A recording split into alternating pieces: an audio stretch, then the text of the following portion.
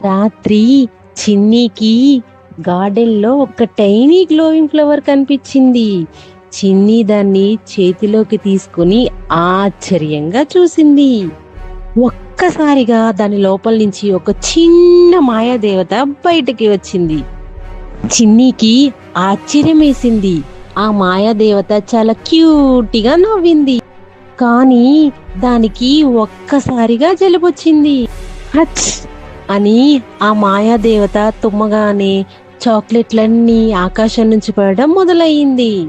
కానీ ఆ ఊర్లోని పిల్లలందరూ చాక్లెట్లన్నీ కలెక్ట్ చేసుకుంటూ చాలా సంతోషంగా ఉన్నారు. కానీ మాయాదేవత మళ్ళీ తుమ్మింది. ఈసారి పెద్ద పెద్ద క్యాండీ సీతాకోక చిలుకలు గాల్లో ఎగరడం మొదలయ్యింది.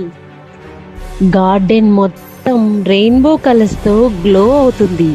ఫ్లవర్స్ ఏమో మ్యాజికల్ గా డాన్స్ చేయడం మొదలుపెట్టాయి.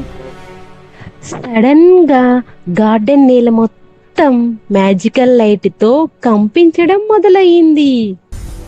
అప్పుడే ఒక పెద్ద డోరు మెల్లగా నేలలో నుంచి బయటకు వచ్చింది. కానీ ఆకాశంలో ఒక మిస్టీరియస్ గ్లోయింగ్ షాడో కనిపించింది. అది చూసి చిన్నికి చాలా భయం వేసింది.